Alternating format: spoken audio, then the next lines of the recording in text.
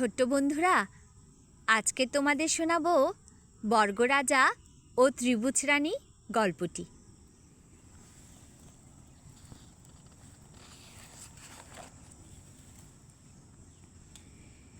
এক ছিল আজব রাজা। তার সব কিছুই চারকোনা, তার মুকুট চারকোনা, সিংহাসনও চারকোনা, তাই রাজার নাম বর্গরাজা।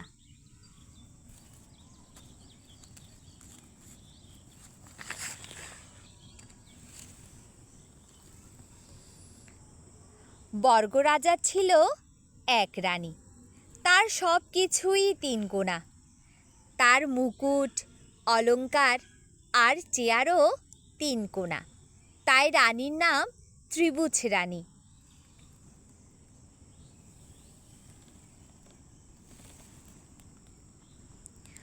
বর্গরাজা ও ত্রিভুজ রানীর ছিল একটা গোল বাগান।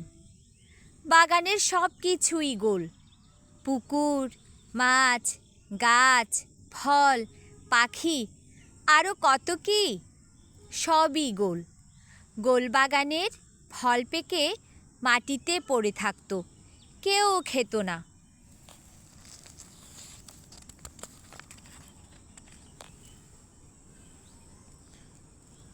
বর্গরাজা ও ত্রিভুজ রানীর খাবার রান্না করত বাঘ মামা।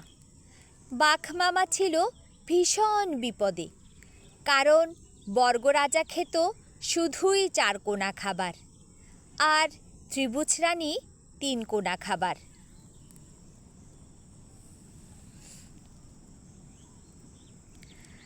রাজা আর রানী বাঘ মামার রান্না খেয়ে খুশি ছিল না। তারা অন্যরকম খাবার খেতে চাইতো, তবে তা হতে হবে চারকোনা এবং তিন কোণা।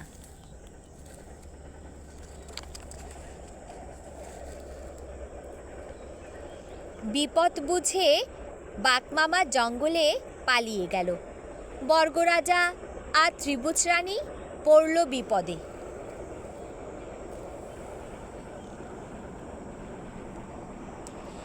একদিন হঠাৎ বাঘ মামা একটা গোল হাঁড়িতে করে কি যেন নিয়ে ফিরে এলো।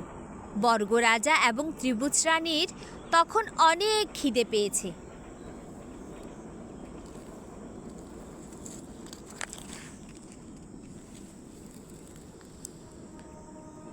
হাঁড়িতে ছিল রসগোল্লা।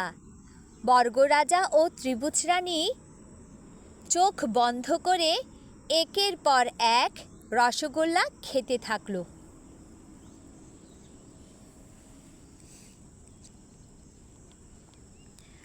সেই থেকে বর্গরাজা এবং ত্রিভুজ রানী গোল, চারকোনা, তিন কোণা, লম্বা, চ্যাপ্টা সব ধরনের খাবার খায়।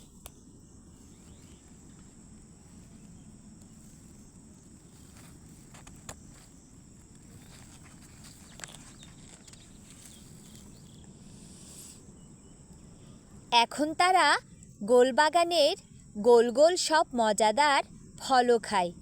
বাঘ মামা এখন খুব খুশি।